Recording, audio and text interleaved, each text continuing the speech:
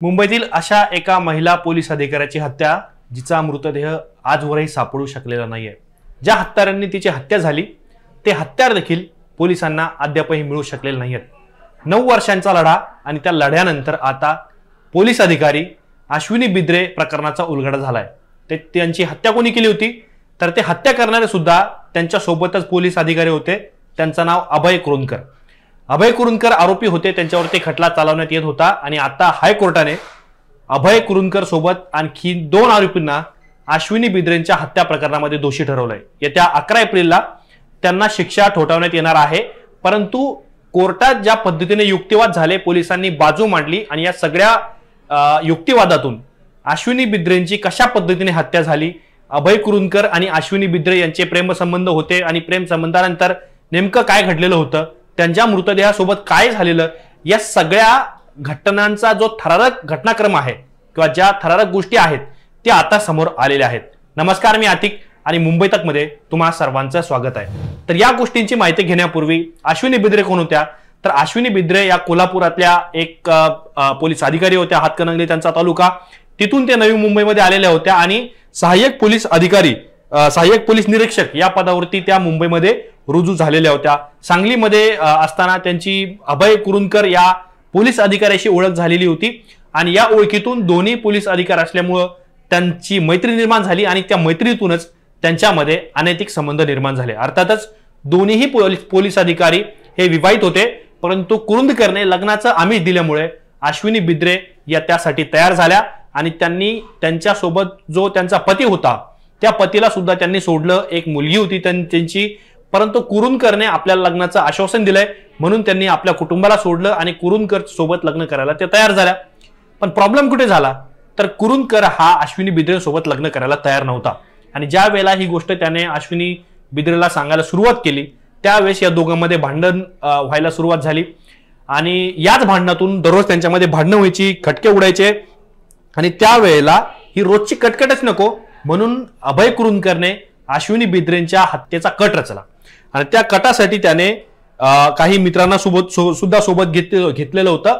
अभय कुरुंदकर सोबत जे 3 लोक हत्येमध्ये सामील झालेली होती त्यातल्या राजू पाटील नावाच्या आरोपीला न्यायालयाने मुक्त केलंय आणि त्यांच्यासोबत जे अजून होते म्हणजे बालपणीचा मित्र जो होता कुरुंदकरचा तो महेश फाळणीकर, त्याचबरोबर कार चालक कुंदन भंडारी, या 2 लोकांनी हत्येमध्ये कुरुंदकरला साथ दिलेली होती। तर 11 एप्रिल 2016ला कुरुंदकरने आणि त्याच्या काही मित्रांनी अश्विनी बिद्रेंची हत्या केली आणि हत्या केल्यानंतर आरोपी कुरुंदकर हा चालत खाडीपर्यंत गेला, वसईच्या खाडीपर्यंत, आणि त्याने त्या जागेची पाहणी केली की मृतदेह आपल्याला कुठे टाकायचा आहे आणि त्यानंतर ते परत त्या फ्लॅटवरती आले आणि दुसऱ्या दिवशी कार ही 10च्या वेगाने त्या खाडीपर्यंत गेली। म्हणजेच कुरुंदकर सोबत जे आरोपी होते त्या सगळ्या आरोपींनी गोण्या खरेदी करून आणलेल्या होत्या, त्यामध्ये 25-25 किलोचा जे वजन आहे ते टाकण्यात आलं, त्या गोण्या खाडीमध्ये फेकून देण्यात आल्या होत्या। त्या गोण्यामध्ये अश्विनी बिद्रेंचा मृतदेह होता। परंतु हीच गोष्ट आता या केसमध्ये अत्यंत महत्त्वाची ठरली, कारण या तपासामध्ये कुठलेच पुरावे समोर येत नसताना पोलिसांनी टेक्निकल तपास केला, तांत्रिक तपास केला आणि गुगल मॅपच्या माध्यमातून या सगळ्या गोष्टीचा भांडाफोड झाला। ज्या दिवशी अश्विनी बिद्रेंचा खून झाला त्या दिवशी अभय कुरुंदकर हा चालत खाडीवर गेलेला होता, जे गुगल मॅप मधून समोर आलेलं होतं आणि खुनाच्या दुसऱ्या दिवशी ज्या दिवशी मृतदेह खाडीत फेकण्यात आला त्याच दिवशी कुरुंदकर हा गाडीत बसून त्या खाडीच्या दिशेने गेलेला होता जिथे तो 1 दिवस आधी पोहोचलेला होता। आता अशा वेळेला गुगल मॅपची मदत घेण्यात आली, त्या गुगल मॅपच्या मदतीनंतर आणि आरोपीच्या वर्तनानंतर ज्या गोष्टी समोर आल्या त्यात न्यायालयासमोर सुद्धा ठेवण्यात आल्या आणि ज्या दिवशी अश्विनी बिद्रेंची हत्या झाली त्या दिवशी त्यांचा लॅपटॉप हा त्यांच्या नातेवाईकांनी पोलिसांकडे दिलेला होता अधिक तपासासाठी, पण पोलिसांनी तो तब्बल 10 महिने दडवून ठेवला आणि ज्या वेळेला तपासाच्या वेळेस त्यांचा लॅपटॉप समोर आला त्यातून सुद्धा काही सबळ पुरावे हे पोलिसांना मिळालेले होते। कुरुंदकरने ज्यावेळेस अश्विनी बिद्रेंची हत्या केली तर अश्विनी बिद्रेंचा मोबाईल सुद्धा पोलिसांना मिळू शकला नाही पूर्ण तपासामध्ये, कारण आरोपी सुद्धा पोलीस होता, मरणारा सुद्धा पोलीस होता। त्यामुळं अश्विनी बिद्रेंच्या मोबाईलवरून कुरुंदकरने त्यांच्या कुटुंबियांना मेसेज केला की माझी मानसिक स्वास्थ्य त्याच्यामुळे मी आजारी आहे आणि पुढचे उपचार घेण्यासाठी मी पुढचे 6 महिने बाहेर जाते, म्हणजे उत्तराखंडला किंवा हिमाचल प्रदेशला मी फिरायला जाते, अशा प्रकारचा मेसेज हा कुरूंकरने त्यांच्या नातेवाईकांना पोहोचवलेला होता. आणि 1.5 वर्ष एक पोलीस अधिकारी महाराष्ट्रामध्ये बेपत्ता होती. तिला पोलीस शोधण्याचे धाडसही करत नव्हते. शेवटी हे प्रकरण बिद्रे कुटुंबियांनी हायकोर्टात नेलं आणि हायकोर्टाने पोलिसांना आदेश दिले की तुम्ही या महिला पोलीस अधिकाऱ्याला शोधून काढा. तरी सुद्धा अश्विनी बिद्रे यांचा काही शोध लागत नव्हता.